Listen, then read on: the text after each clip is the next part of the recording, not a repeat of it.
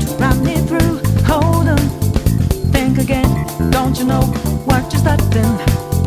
But you sure we got the clue. How bad this we go? Don't you know? No more art. And as you look to the horizon, not a cloud, but then stormy weather's go too cold. Seems like it crept up out of nowhere, all around you. It's not what you foretold. You never see it coming. You see that my mind is too fast for eyes. You're done, but the time it hit you, you're not surprised.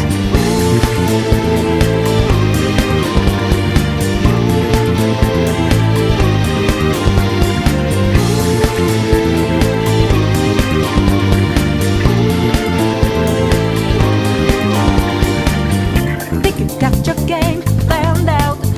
Do it deep, get 'em 2 steps ahead, yeah. So step into my way, stand out. It's a trap, one more step and you're dead. Why just a big second ago with blue skies, but now lightning's like your last resort. It's not an accident that no one hears your cries as your last dream seems to deserve. You never see it coming. You see that my mind is too fast for eyes. You're done, but the time it hit you, you're not surprised. I'm coming for you. My game's always so fast, so fine. You're spanning, but the net you didn't catch it in time.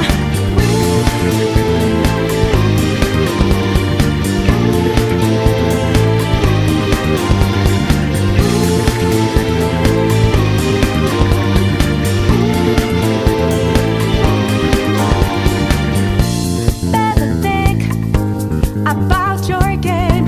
Are you sure your next move's the right one for you?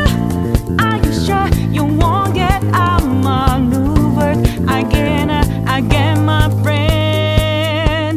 You never see it coming. You see that my mind is too fast for eyes. You're done, but the time it hit you, you're not surprised. I'm coming for you.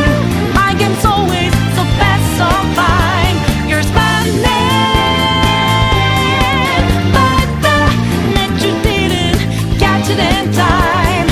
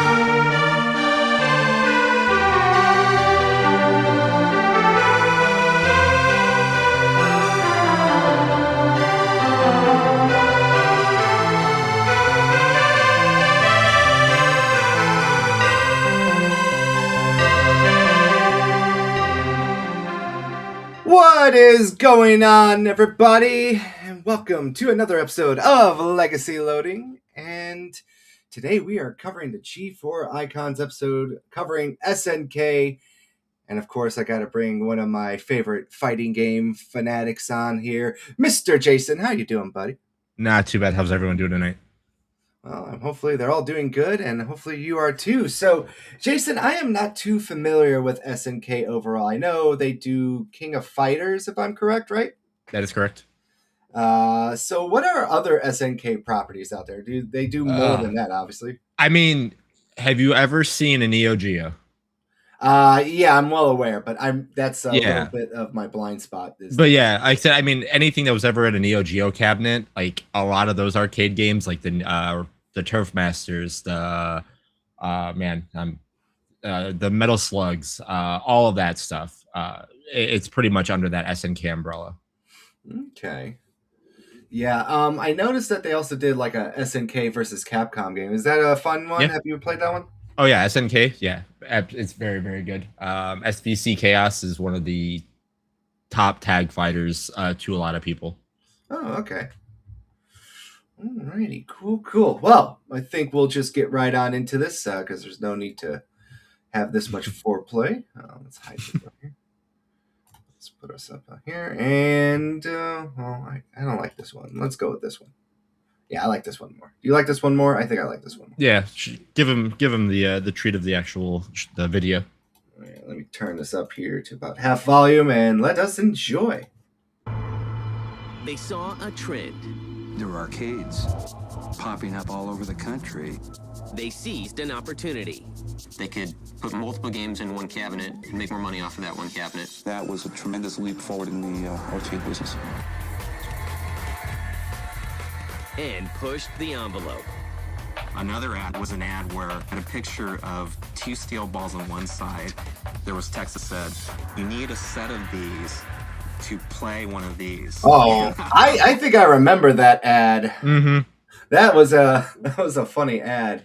There should also have been a gigantic bag of money because that console was so damn expensive. So there should have been that plus that equals the Neo Geo home system.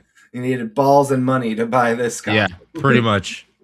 Yeah, I also didn't realize that there were multiple video game in one cabinet too. That's pretty interesting. Yeah, there's a lot of foreign ones. Now you pretty much, because the world is easy it is, like you get one cabinet, you can pretty much get the whole catalog on one cabinet now. Yeah, but that was pretty revolutionary for the. Oh, it was great. It was great. I said the only thing that sucked is if there was like two of the games that you wanted to play on the same one, and then you see a long line, you're like, man, I wanted to play the second game. Yeah, but the person's playing the other one. You're like, cool, I want to play Windjammers, but it's on, it's on the cabinet that has King of Fighters 93 or something like that. Yeah, do they have those at Galloping Ghost? I don't actually recall I ever saw one over there.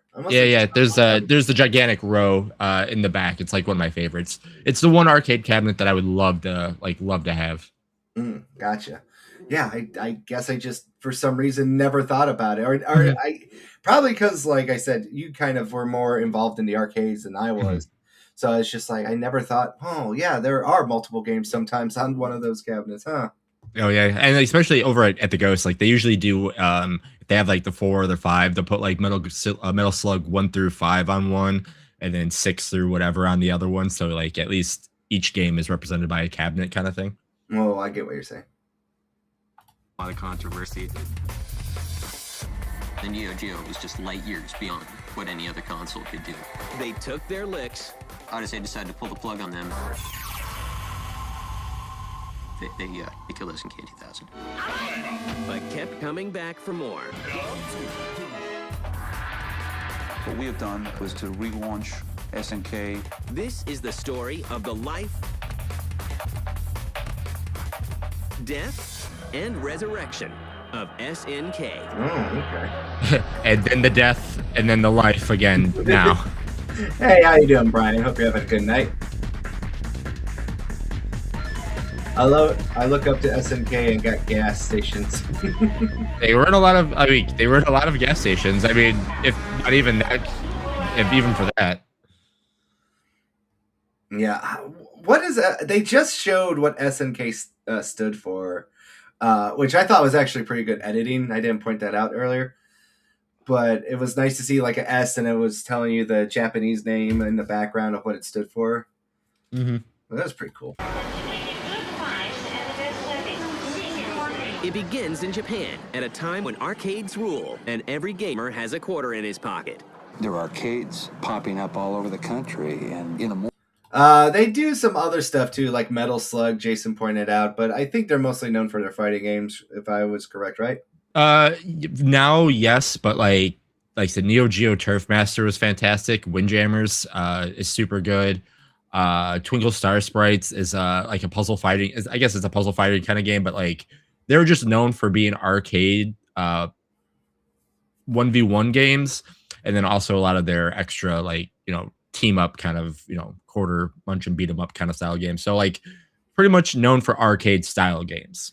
Yeah. I know they're probably going to go over this, but the Neo Geo Pocket, I've been interested in looking more into that just because they have that attachment for your Pocket Analog that allows you to play those games. So I was like curious. I wonder. I've never seen a Neo Geo Pocket though. I know it exists, but I've never bothered to look into what it is. Oh yeah, they're pretty cool. morning when the arcades would open, there'd be lines of people trying to get in to play Pac-Man or Space Invaders. It was a great time to get involved in this industry. A man named Ekichi Kawasaki forms a new company called SNK. The company was actually founded, I believe, in 1978. SNK stands for Shin Nihon Kikaku. Shin Nihon Kikaku. AC, what does that mean? It rolls right off the tongue. It kind of does, actually. Shin Nihon Kikaku. Yeah. It actually is not pretty hard to say, even if you can't speak Japanese fluently. Shin is new. Nihon, of course, is Japan, and Kikaku, project. New Japan project? The Osaka-based company wastes no time getting into the arcade business and releases Ozma Wars in 1979. Safari Rally is released in 1980, and the company makes a splash with Vanguard in 1981. Vanguard was a space shooting game, and it was very popular. It was probably our second or third game that we published here in the U.S. for the arcade. I think I actually have played SNK survives the that crash before. of the arcade in the early 80s. And by 1986, it has a lineup of 23 arcade games, including Mad Crasher and Ikari Warriors. That was a big one. The setting is a jungle where a plane has crashed. And the objective of the game is to defeat the gorillas while trying to escape unharmed. Ikari Warriors was really popular for a couple of reasons. The controller was very unique. It was an 8-way joystick, but it also had the ability to rotate 360 degrees. It had the 360-degree rotation, as well as the 8-way capabilities, and nothing like that had ever been seen before. People loved it. It's a great game. I never knew that. Did you know that? Oh yeah. A lot of those would break a lot of the times, but yeah, that was a very interesting way, like how he was describing it, like in the air, showing it like how you had to like learn to claw it in that way. It was very, very interesting. Yeah. And AC, yeah, you're right. You're not needed because they actually just followed up and explained it right after I asked the question. I'll just wait next time. But yeah, no. Yeah, a lot of these arcade games look really good, and I don't ever recall playing them, but next time I'm at the Ghost, I'm going to have to look around. That's for sure. Oh yeah, they're all there. At that time, Rambo was very popular, and I was told to change the character to Rambo. So I had to make the upper half of the body naked and change it to a Rambo-like character. Meanwhile, the release of the Nintendo Entertainment System in 1985 jumpstarts the home market. Nintendo came out with their first home system, and that just blew everybody away. Now, did you know that the NES only launched in New York City originally? I know. Yeah, so we were doing we did the NES episode, Brian, Pop Culture, and I, and they went over the whole thing. So apparently the entire design for the N64 that we know and love today was done up in 1 hour after they were told to change the original design. And the original test market for the NES was just New York City only. Huh. No, I mean, yeah, because like I said, it was 2 years before I was born. So I mean, I guess, yeah, I never looked into that one because I just always imagined. I mean, like when I was born, I had one, kind of thing like that. I remember having one at the age of whatever, 1 years old, kind of thing like that. So, but that would have been 3 years after launch. So I guess that would make sense. You're right, exactly. And I just thought that was a little funny thing to have learned about. Yeah. Yeah, no, I never knew that. People were really hungry for video game content, and to be able to have it in the home at that time with the 8-bit system was just terrific. SNK wastes no time. We were one of the first 10 licensees for the Nintendo NES system. One of its first console titles is also one of its most innovative. Baseball Stars was really good. The attraction of Baseball Stars was that you can actually make your Wait. What? Who is this guy? The Game Lord? Console titles is also one of its most innovative. Baseball Stars was really good. The attraction of Yeah, the Game Lord. Who is this guy? Do you know who this guy is? I don't. He must have had some type of. I guess it's so. Chad Yeah. Okada. He's still doing stuff. It pops up right away. Yeah, it does. Chad Okada is known for Twisted Metal 4. I guess. Oh, he's a voice actor. Okay. Yeah, his IMDb pops up here. So let me double check here. So he's on 2 episodes of Icons, The King of Fighter, 95, Cardinal Sin, and Twisted Metal 4 is what he's got an IMDb for. So here we go. I guess he's like a movie critic or something like that from a video game critic. I don't know. He pops up though. Yeah. Moby Game. I'll have to look more into this guy a little bit later. We'll have to definitely sit down and look into it.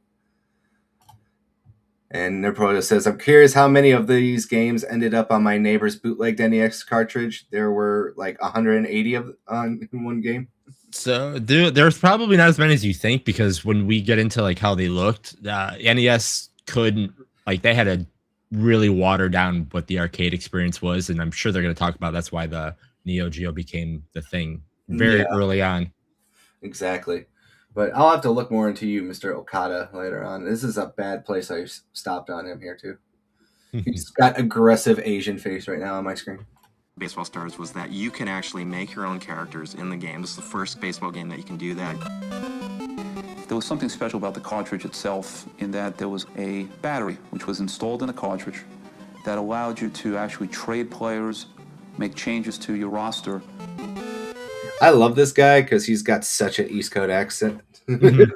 Cartridge. You got a cartridge and a battery. That the battery died out, you had to start over anyway. Oh, That was very unique at the time of the NES age. Listen to that classic 8-bit music. Arcade hits such as Ikari Warriors are also ported to the NES. And to help Oh my gamers make it through the game, a secret code. Did I just say they got watered down? Oh, watered down. They look like little potato men fighting other people. Yep. Oh my goodness. To be fair, of course it's not going to be. No, right, exactly. Yeah, especially during the 80s, you know. Exactly. Because how much were like an arcade cabinet back in the day? I mean, 10 grand. It was.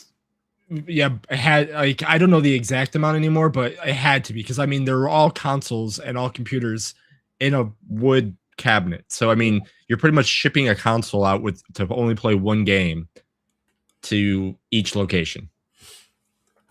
Yeah, then they're probably like, yeah, see what you mean. Mm-hmm. Oh, yeah, they look like little potato guys. They're adorable.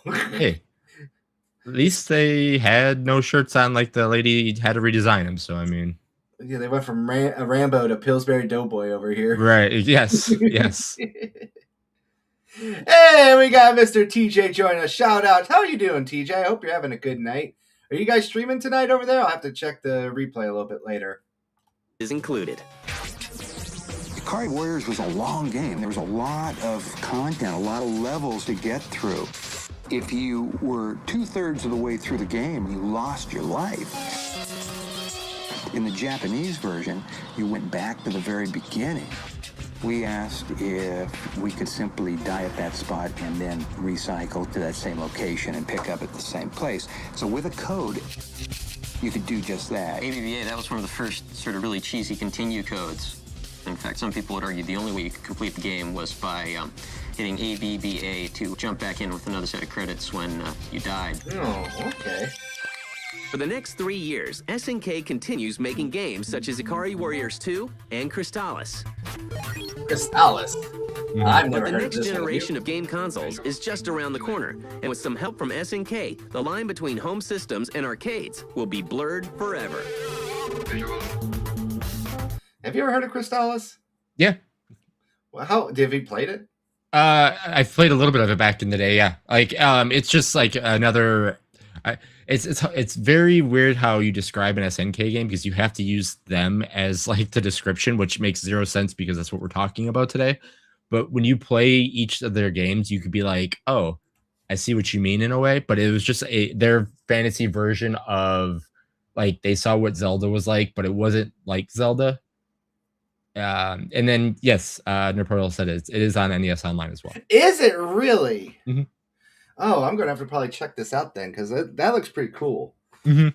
So it's kind of like in vein of a Zelda. So it's a Zelda clone, essentially. Is that what you're trying to say? In a way, yeah. It's oh man, I'm forgetting names right now. When Breath of the Wild came out, and then the Immortals Phoenix Rising came out. Oh yeah, that game. It's something like that, where it's like we're not making Breath of the Wild, but we made a game that kind of is like that, but it's their version of it kind of way.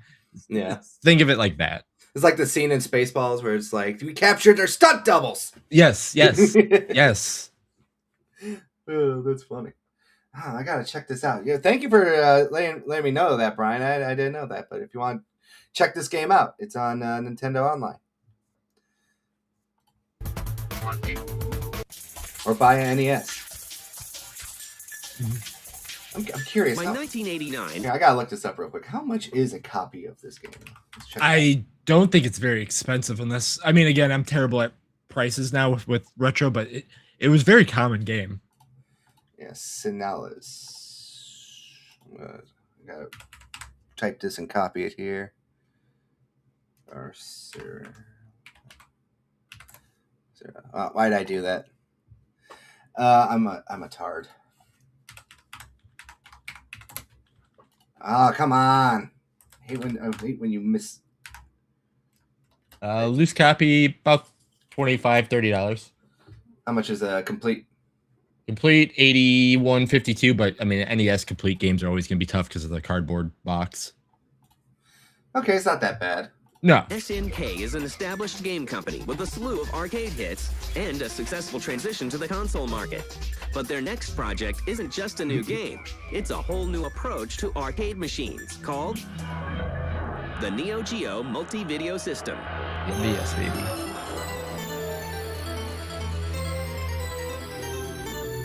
The company had a tremendous opportunity when it... He looks like American Pie. Is Stifler's dad? Eugene Levy. Yeah, he does look like Eugene Levy, doesn't he? I'm not high on this. He's got the eyebrows. He's got the eyebrows and the haircut and the glasses. That's really like where it's selling. Yeah. I'm like, he looks like someone. Thank you for like knowing that guy off the top. Developed the Neo Geo arcade system, which essentially said on this piece of real estate in an operator's studio, they could have a 2 or 4 multiple game unit making money on one piece of real estate, and that was a tremendous leap forward in the arcade business. I mean, yeah, like you said though, but sucked if you wanted to play a game and it was a big line. They didn't Right. buy an entirely new piece of hardware for every new game. They could put multiple games in one cabinet and make more money off of that one cabinet. Even as the era of 16-bit console emerges, SNK has something much more powerful in mind. At that time, we Gene had Levy Super and Ben Nintendo Stack. beginning, we had Sega Genesis who had entered the market. We looked at the total landscape, and we still felt that there might be a place for a exclusive, special item that brought the total arcade experience home. Yes, we are there. The concept of October, a Neo Mike. Geo was to Welcome. be able to play the same game software on both the arcade machine and the consumer hardware. In addition, with the changeable memory cards, there was the ability to connect between the arcade game and the consumer game. With the joysticks, we made it very much like the arcade joysticks. It's almost as if you're bringing the arcade home to the family. We made a product that no other manufacturer had. I don't think I've ever seen a Neo Geo in the wild when I've been out. SNK releases the Neo Geo. I had a Advanced friend who Entertainment had System one, in 1990. and I was always jealous just because I knew, like, again, like you literally were playing the games that were at the arcade at home. Like, Yeah. granted, I love my Super Nintendo. One of my favorite systems of all time. But like when I saw that, I'm like, man, if I go to the arcade, you're playing the same games that we were literally playing, on the arcade. Yeah, And the at your cartridges house. were just massive. So I mean, it was just always cool. Yeah, on top of that too, you didn't have to eat up all your quarters constantly doing replays, you know? Oh no, you still did that because you're like, I gotta go practice at home, and then you still would use your quarters and play the same game, but you were just doing it in front of people to show off. 91. The powerful new console has a price tag of $599. Jeez. In 91 money? Ooh. Yeah. Eesh. Yep. 400 more than current offerings from Nintendo and Sega. The Neo Geo home system was an incredible system. Other companies, Sega, Nintendo, NEC, they had systems that were obviously made for the consumer market. SNK just went the other route. They just made an arcade system. It's got the same chips, the same insides, the same graphics, the same sounds that you would see in the arcade for. No, I can't argue with it. It does. It does Uh-oh. I'm gonna stop pausing. I'm like, it does look beautiful. We wanted to Glorious try to shit. make it mass market. We never looked at it as, let's get a 50% market share and beat Nintendo. We just said, let's bring the arcade game home. SNK, I think, believed that they could sell a premium product. Why are at they premium close up on price this guy's face like and make that? money Yeah, doing I know. it because at the It's so time the weird. Neo Geo was just light years beyond what any other console could do. It was a truly arcade perfect experience in the home, just absolutely no difference. But the downside was it had the price tag to boot. To market the AES, SNK starts an aggressive advertising campaign and goes after the competition. Neo Geo was a very expensive system. It was $600 for the machine. It's $250 for the cartridges. It was Whoa, honestly whoa, too whoa! high. Wait a minute. $250 for a game? Yeah, it was the arcade game, man. Oh my god! I didn't realize they were that expensive. Yeah. Oh, I thought. No, that's what I said. Like when they first showed that like thing about like the balls to have the system, I'm like, no, there should have been a bag of money too, because yeah, you were literally buying the machine as the cabinet, and then you were literally buying the arcade ROMs in the cartridges for that same price. Yeah, Jesus. And again, it was for arcade style games. So we're like you said, we're Super Nintendo and all the other systems. They had like adventure games and all this kind of stuff. Where you had like Link to the Past, where like you're telling a story. Yeah. The Neo Geo was stuck behind like, oh, they're not really telling a story. You're playing an arcade game because you can't really do the story based games, like the Final Fantasy 3s and then all the other kind of stuff that Super Nintendo was getting. You were literally just getting an arcade machine at home. Yeah, it was basically marketing to a specific audience of people. Exactly. Yep. But that's so crazy. Well, look, we right now we're all bitching and moaning about video game prices, but $250 for a game, people like, could you imagine that? For a game that was, again, an arcade game that like when you were playing it, you never got sometimes you could never beat it because again, the credits were built in to be like, okay, this game has like 4 or 5 credits. So you have to get good at it to beat the game in 4 or 5 credits on this thing, or you never beat the game. Or you're playing like a fighting game that you can get however much one out of that one. But again, next year is gonna be another King of Fighters that you're spending another $250 if you want the next update version of the game, right? Or the next Baseball Stars that you could go so far in trading the players that you're playing against the computer or your friend, but then you're gonna get the sequel. Yeah. So again, yeah, like absolutely, you might be playing a franchise where you're $750 deep in just 3 games of the franchise, not including the console if you want anything else. Yeah, but like you said, it's so wild to think about. Just you take it from another perspective too. Like we talk about today, everything that's going on with the economy, and just how big of a hubbubaloo, back in 2020 when the PlayStation 5 said, yeah, all our video games are going to cost $70, and you see. The hubbubaloo now with Nintendo having a couple $80 games and GTA 6 being basically $100 to get the entire playthrough of the game. And then you just look back in time right now, like adjusted for inflation, like the Neo Geo's like, you gotta have $500 to buy one video game and $1,000 to buy one. But like you said, it's all about perspective thing. You know, this is the best and most faithful way that you could get, you know, arcade perfect ports of a game. And we already were talking about it, like how much was an arcade cabinet back in the day to kind of justify that cost. $10,000, obviously I think was way too expensive, but even still, you know, just looking at how much the Neo Geo stuff costs just to have it at home, you know, it definitely looks like it probably was like $5,000 at least. Right. And again, you got to think with the arcade people too. They spent that money on the arcade machines because they knew they were going to get their money back from quarters. Right. So that's why they're like, cool, we'll spend this money to bring it here because it's going to pay. If the game was good enough, it was going to pay for itself in however many, many months, weeks, days, whatever it was. It was going to bring foot traffic. It was going to be the quarters that like were fed to the machine. On top of that, too, the people buying drinks and sodas, food and coming out there. But I think we even talked about it in the last episode we did when we were talking about the fighting game. So, but eventually that turned into be a double-edged sword because as people got more and more advanced into these fighting games, they were driving away more and more people as well in the end. Mm-hmm. Which is a sad thing that you never foresee. Is just there are going to be the people who are going to be the no-lifers that are just going to just scare away the casuals. Right. So, yeah. TJ says, I'm waiting for them to bring up King of Fighters and Fatal Fury. It's coming. Yeah. Interposted, so am I. Then we got some more comments here. Holy crap, $200 for one game. Jeez, I would buy another Doom, the Dark Ages Collector's Edition with that money. Oh, you got the Dark Ages Collector's Edition too there, Mike? So did I. A really cool statue.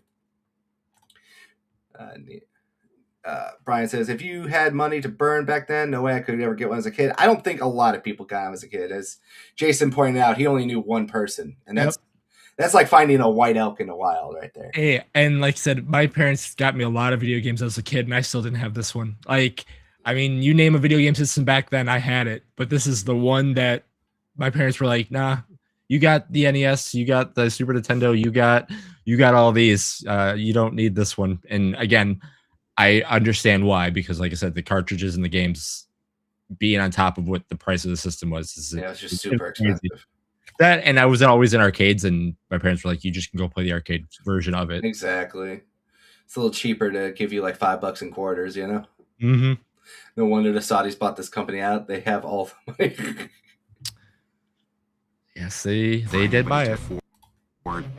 Kent Russell, who was the VP of marketing at the time, knew that, straightforward marketing just wasn't going to work. So what he did is he came up with a very controversial ad campaign and just went after everybody. Some of our advertising back then got criticized, or at least it was definitely, provocative. Oh, hell yeah. For its time. And one of his first... I fucking love this. I remember when he couldn't keep his hands on me. This is like, I think this is, to me, their famous ad. I remember seeing this in Game Pro a lot. Yeah, I think this one's a pretty iconic. And then also I remember that people like I don't know if they'll talk about it more, just ad alone, but you could see like the photo, like again with the writing says with her, the guy that's holding the joystick is in the same pose as the character on the TV, and you can see what kind of looks like on the TV is pointing out at the lady. Yeah. It does look like a dick. I do understand. Yeah. Ads, which is pretty famous or infamous even, is the weenie ad where he calls everybody a weenie if they play the Super Nintendo or the Sega or anything. He said, why play with those limp systems? Be a hot dog like the Neo Geo. Because we knew our engine. It's like the Chad memes right there, the original Chad memes. Oh yeah, 100%. And then New Pro, yes, my parents were. My mom wasn't as much, but my dad for sure was. Stronger. It was the most powerful engine available, and we wanted to advertise that. So the advertising really was, do you want a weak system or do you want the strongest?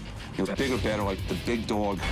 Another ad later was an ad where he had a picture of two steel balls on one side, and on top of the steel balls, there was text that said, you need a set of these to play one of these, and that caused a lot of controversy. And that's what he wanted to do. So he wasn't necessarily considered very classy, but he got done what he wanted to do. With their powerful new system out in stores and in arcades, SNK leaves their fate in the hands of gamers.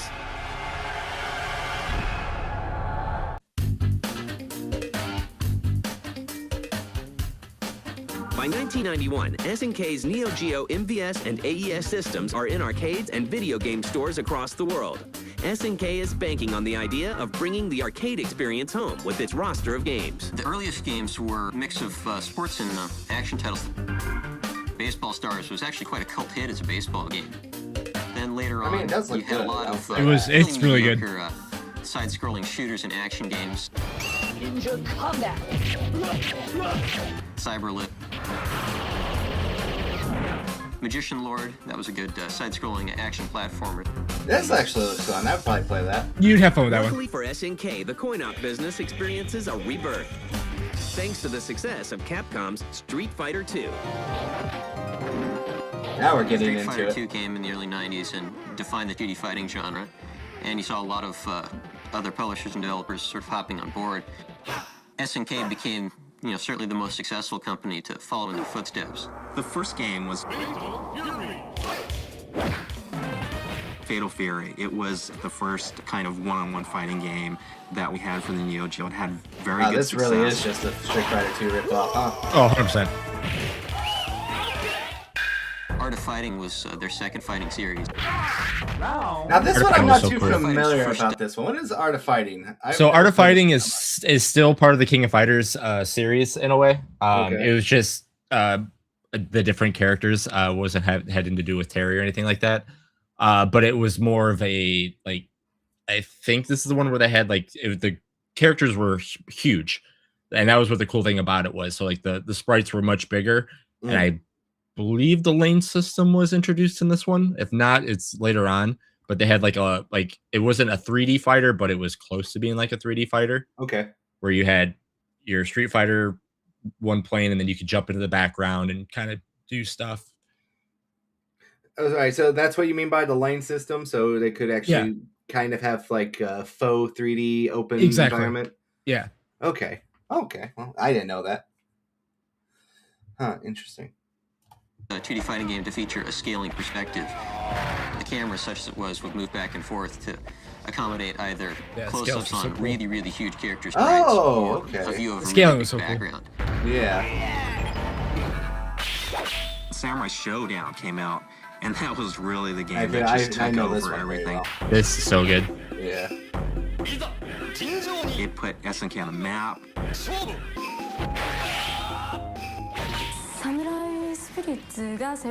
One factor contributing to the success of Samurai Shodown was the one-on-one fighting, and the setting was not present day, but it was way back in samurai days.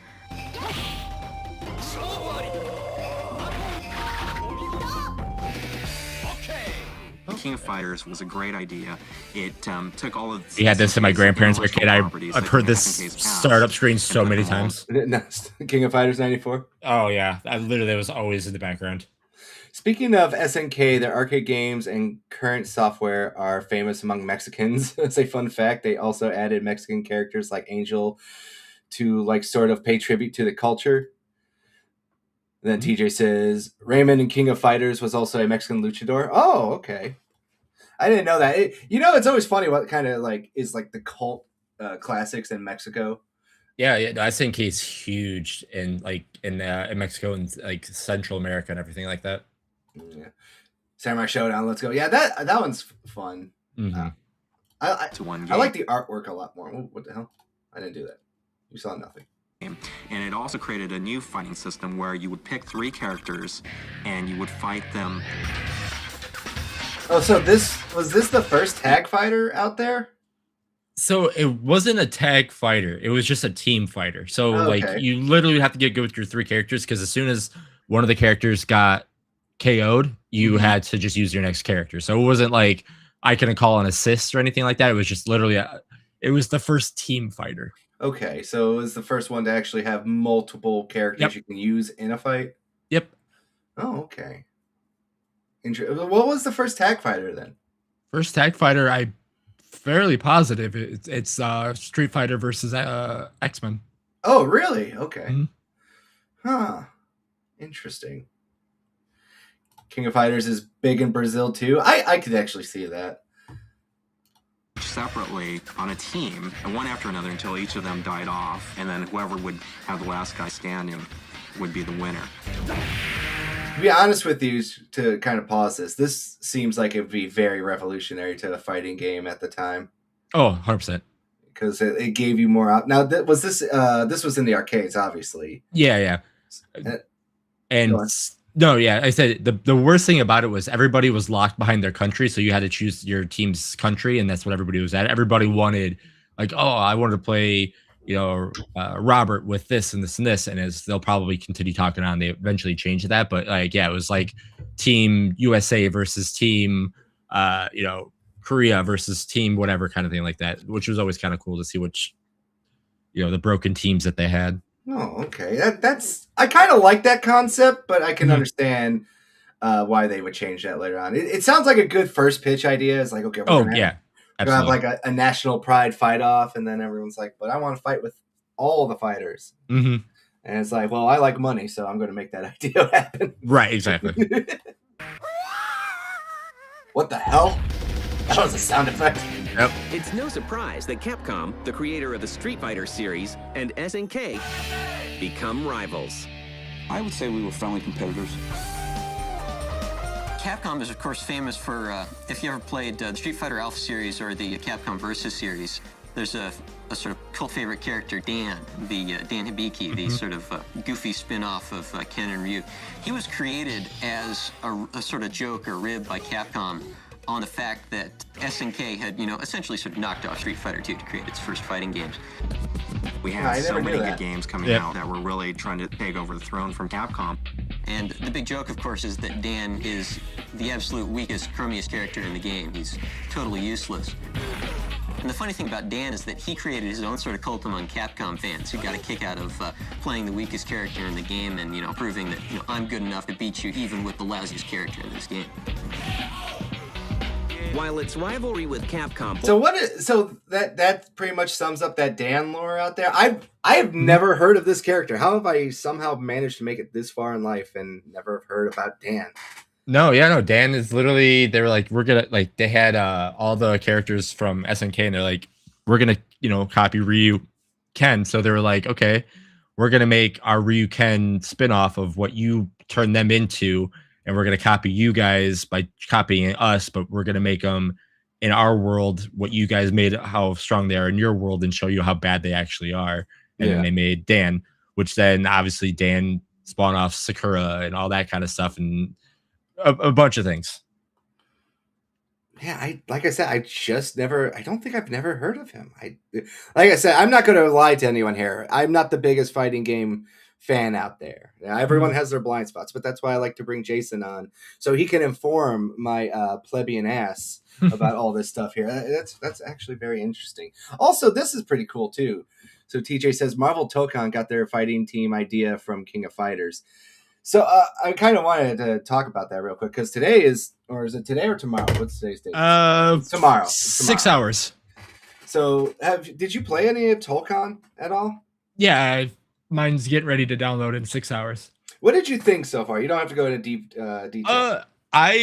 So 4 characters to me is very daunting, but you don't have to play it that way. I like the character designs. Character designs are great.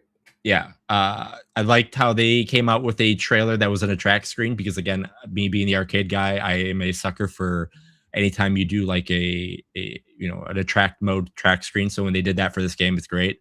Arc System Works is fantastic at making stuff. I know I can understand why people aren't the biggest fan of it yet, but I think it's going to be fine. Yeah, I think the game's going to do really well, and we have our first, DLC characters are going to be coming out. I'm super excited to see what that's going to do. I know we got this Phoenix Cyclops, which I'm a huge Cyclops mark, so I get him right away, but I get a weird version of him. But I enjoyed the gameplay.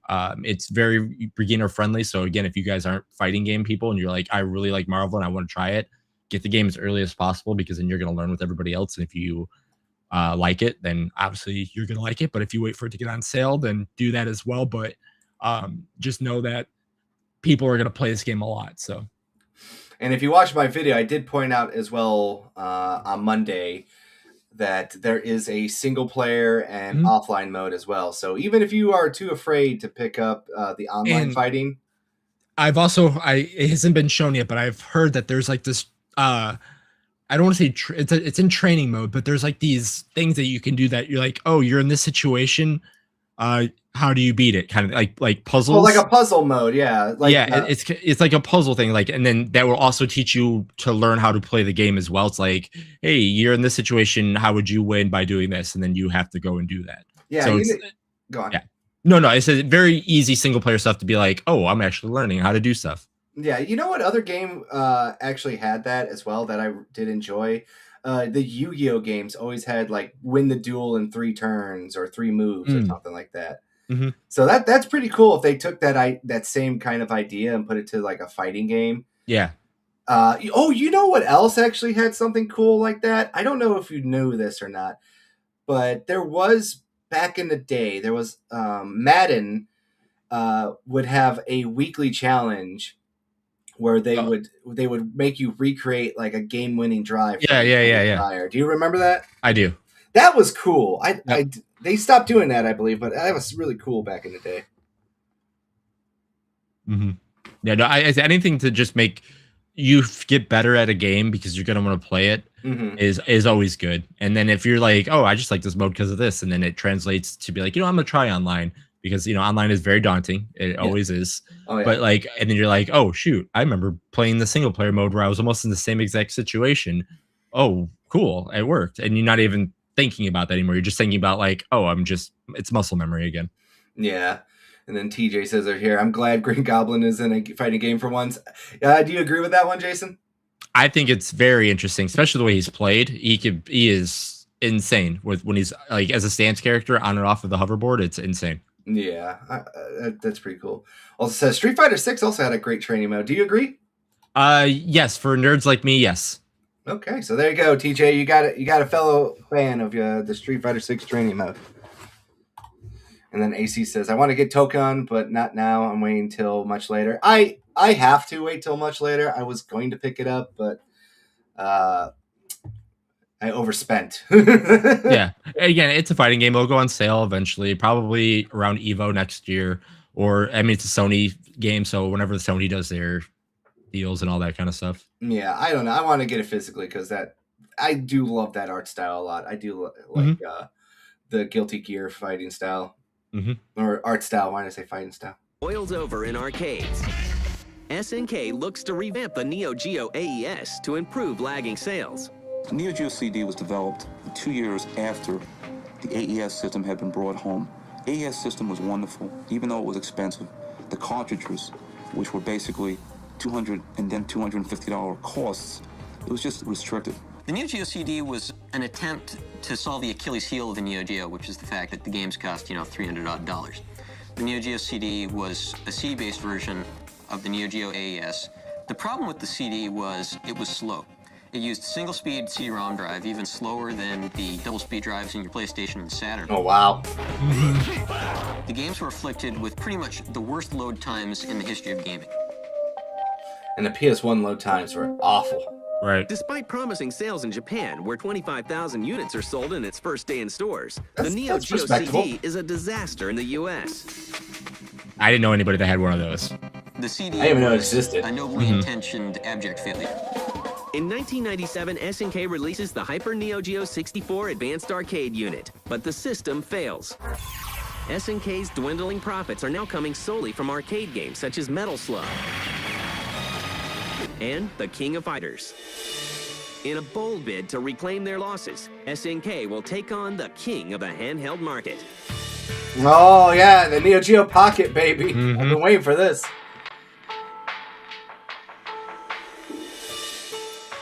It's 1998. SNK is still reeling from poor sales of the Neo Geo AES, the disastrous launch of the Neo Geo CD, and the failure of the Hyper Neo Geo 64.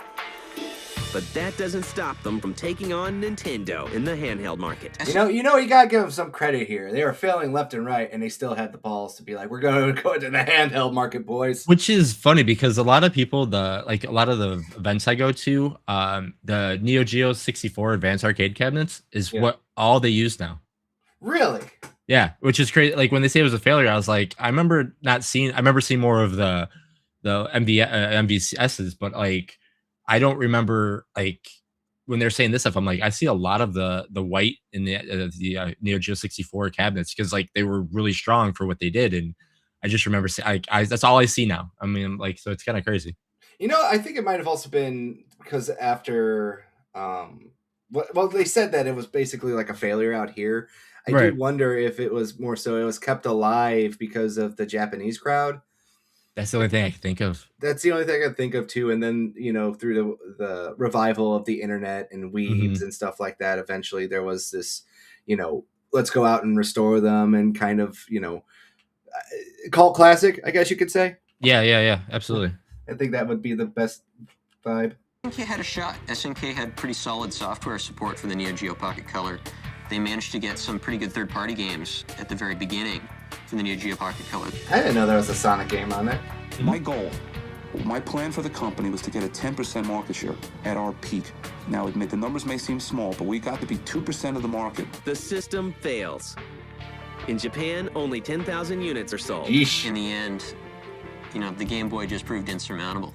At the same time, the arcade business takes a hit. There was a steady decline in arcades worldwide throughout the 90s, simply because of the popularity of console gaming. By 1999, SNK is in the red. The company is eventually sold to a Japanese pachinko company named Aruze. 1 year later... Well, I didn't know that. Oh, those pachinko companies. SNK is a shadow of its former self. The few titles it develops are rushed and unpolished. SNK, under their stewardship, puttered around with its later arcade games. But not all the news is bad. Round one. That same year, Capcom vs. SNK is released. SNK versus Capcom. Well, with SNK... Kazuya Hirata. Do you know this guy? Is he kind of a bigger deal? Not that I know. He's director of R&D, SNK Neo Geo Corporation. So yeah, not off the top of my head. He doesn't scream anything. If anyone out there in the chat knows anything about this guy, let me know. SNK's characters versus Capcom's characters. Up to now, Capcom had Street Fighter, and we had King of Fighters. We took these both to make a 2D fighting game. What kind of fighting game could two rival companies make together? It was like a dream match come true. Unfortunately, the majority of the profits for the game go to Capcom. Yes, he for sure did. Eventually, Aruze puts SNK into bankruptcy. Oh, Aruze no. decided to pull the plug on them. They killed SNK in 2000. By October 22nd, 2001, SNK no longer exists. Got Thanos The after company that. doesn't stay down for long. Our chairman from day one, Mr. Kawasaki, that's really his company. When he had the opportunity to get out, he opened Playmore. Now, he couldn't use the SNK name, so the company he created was Playmore. Unfortunately, the former SNK went into bankruptcy in October 2001. But we were lucky that SNK Playmore could obtain the IPs for the original SNK properties. So today, here we are. I did not know that. Did you know that? I did. Yeah, I always call the SNK Playmore days the, like, I don't want to say the dark days, but because it was very, like, you could tell, like, because Playmore, my mind was always cheap arcade games. Yeah. So when SNK went over there, I'm like, oh, cool. It's the cheap version of what we used to have. Like it's the BC tier versions of the awesome arcade games that we had. Yeah. And I perfectly paused this photo. Yep. It totally was for here looking at the plot right now. Oh, yeah. They purchased No buy, no buy. properties of the former SNK. So what they did about 2 years later was to rename the company SNK Playmore. So essentially, they created a new SNK. And its legendary family of games lives on. They showed up a pachinko machine. Really laugh.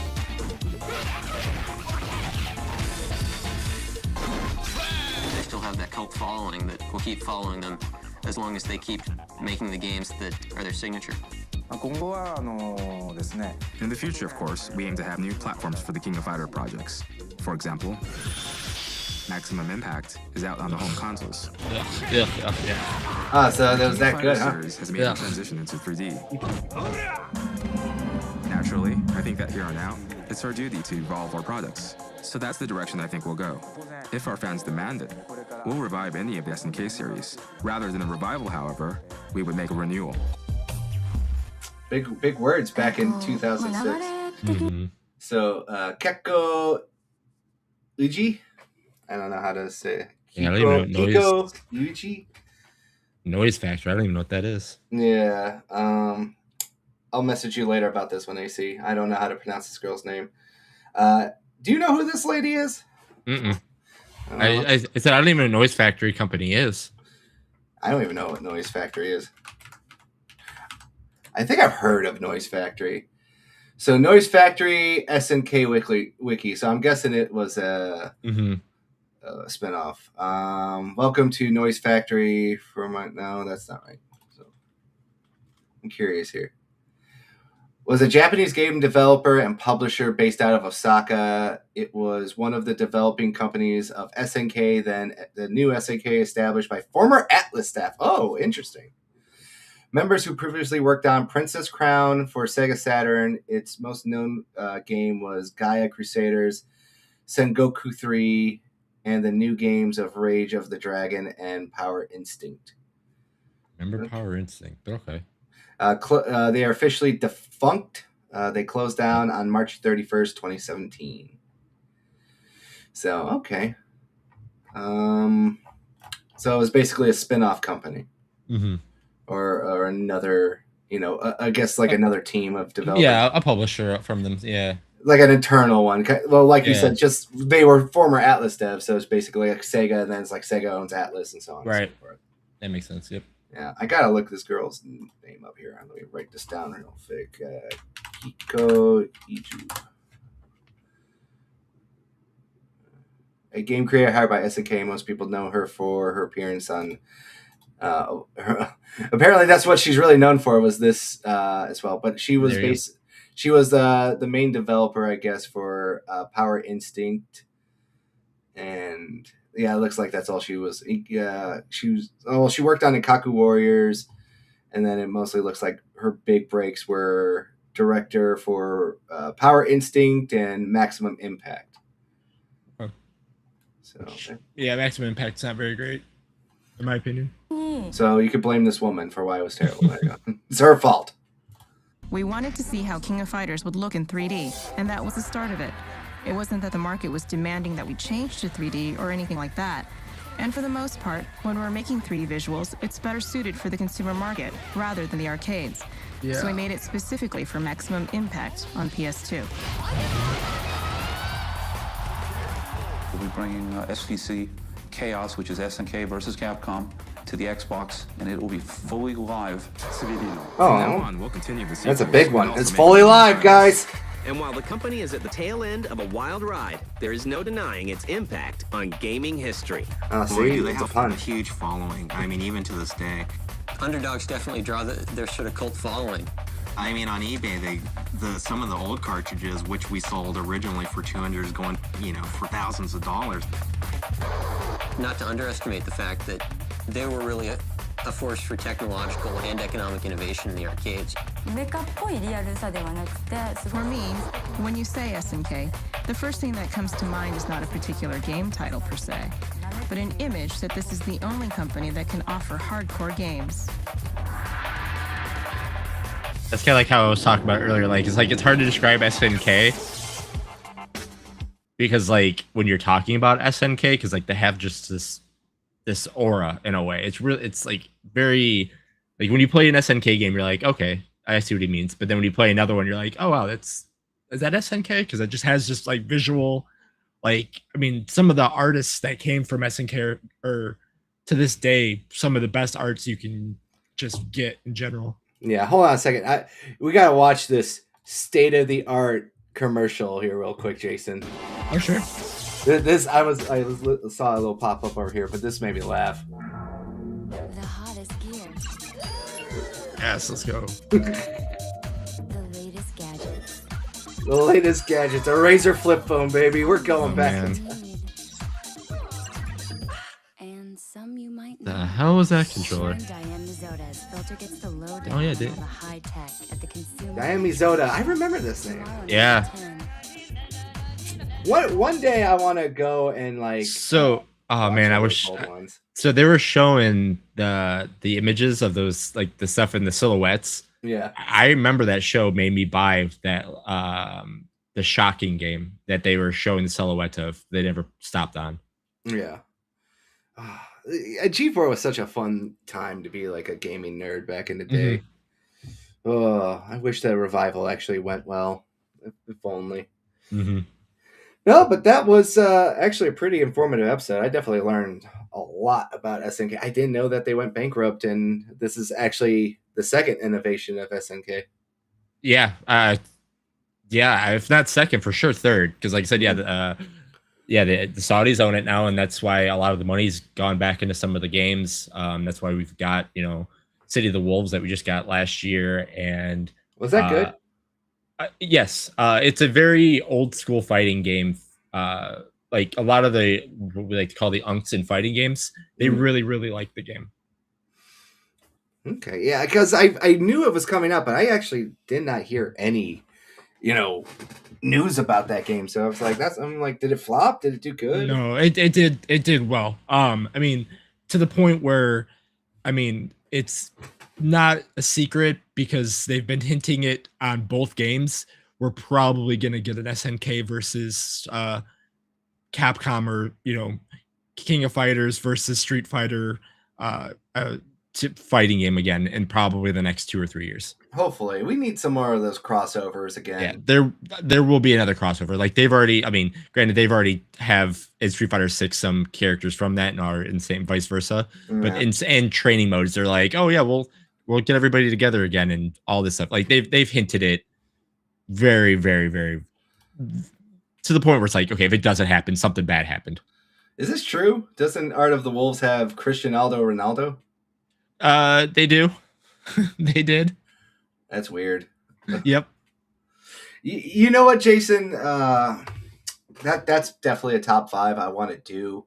I know we talked about it, but I want to do top 5 weird fighting game crossover characters. There's another one too that's in the same game, and that's oh man, I'm forgetting his name. He's a French DJ. Oh man. Give me a second. French DJ. Yeah, as soon as I see him, I can. I'm trying to remember. There's a lot of French DJs. There is like a super famous one. Hold on, I'll get it in 1 second. Salvatore Ganacci. Didn't he just die? Did he? So there was just a news that there was a French DJ that just passed away. Oh, he's Bosnian. I'm sorry. Oh, Bosnian. Okay, I was gonna say. Yeah, a little different countries there, kind of separated by a few thousand miles. But yeah, I hear the name. I'm like, that sounds French to me, but I'm way off. But yeah, I mean, Salvatore Ganacci is a fighting game character in the game. Okay, that's very weird. Actually, that is very weird. Yes. Yeah. So yeah, like I said, they just do their thing, I guess is the best way to say it. All right. Well, I guess that could kind of start wrapping up this episode. Actually, pretty fun episode. Definitely learned a lot, and just about over an hour that we did this episode, so not bad at all. Jason, thank you for coming on. I really appreciate it. Before we go, anything else about like the current state of Capcom? I mean, not Capcom, SNK. No, they're just doing their thing with City of the Wolves. I hope. What was it? 5 years ago now, they brought out the Samurai Showdown again as a different version of the game, which didn't do well, but it's a lot of fun to play. So sometimes you can get it for like $2. So if you're on Steam, get it. It's a lot of fun to play. But yeah, I'm hoping that we'll see another crossover with them soon. I hope they just do more games because, like I said, I'm a huge fan of, or I guess they did with Jammers 2 about five years ago now too. But like, there's so many just some random good arcade games that they have. So I mean, they have a great catalog. hopefully they just do more with it. Yeah, definitely go check out online, the Nintendo Switch Online if you have that, and maybe go play some of these games from the NES. As we found out that there's some that are on there, so go give those a play. Jason, do you know when you're going to kind of get back into streaming? Are you still working on that, figuring that out? Yeah, we're still working on it.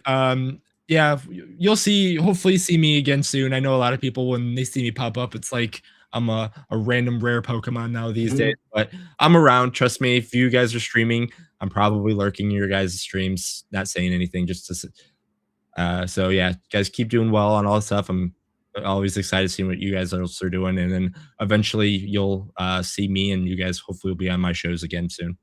Yes, exactly. We still got to talk more about Final Fantasy because it's going to be around the corner, man. Ah, man, so soon. Yes. For everyone who doesn't know Jason, big Resident Evil guy, big Final Fantasy guy, and the biggest fighting game guy that I think I know personally. So can't wait to talk more about it with you later on at a later date. And I always appreciate it. I love it when I get a hold of you. I appreciate it. It's always fun, getting to hang out with you guys. Yeah, I want to get you on a lot more when you get some time, but I understand life happens. We're all getting older and we can't control everything. So, yeah, I'm happy that you're able to make time for this one because I've been hoping for a long time to just talk more fighting games, and hopefully we'll have them back on again in the future. There's a couple more fighting game focused companies that they cover on the series, and of course, top fives and everything else that we have planned for the future. So keep an eye out for that as well. Link to his channel's in the description, so if you want to follow him and put him on your list there of channels, and hopefully catch him when he goes live and when he does it, or a VOD later on when he finally gets to do something. So I really do appreciate it, Jason. Oh no, thank you so much. As for me, we will be back tomorrow night. Right now, I think I might be flying solo because we were supposed to have Jay Bongo on, but he unfortunately had to cancel to next week. But we are going to cover this week in gaming news. A lot of really cool news has been dropping. Obviously, the new Fire Emblem Direct we're going to cover tomorrow. Recently found out that there's a big resurgence in Atari. And, of course, there's just so much Xbox 25th anniversary news that has been dropping. It seems like every week. It's just like Xbox. Good, bad, doesn't matter. Just Xbox news everywhere. So we'll be definitely covering a lot of that tomorrow. And then speaking of Xbox, Mr. Angry Canadian and myself will be back this Friday. And we are going to have real Halo fans talking about the Halo 1 trilogy, as I like to call it, where we're going to have a little bit of a giant conversation talking about, all the Halo 1s they made and what we think about it. And that will be Friday, a little bit later, because I'm going to go have dinner with my family so we're going to start at 9 o'clock Central Time. 9 o'clock. So for all the West Coast homies out there, congratulations. You might be able to join us a little bit sooner. With that being said, my name is, of course, Carl. This is Jason. And we will see you all tomorrow night. Thank you all for joining us. Oh, and please, don't forget to hit that like button and leave a comment on the way out. Let's spread the joy with everyone else. So, peace out, everyone.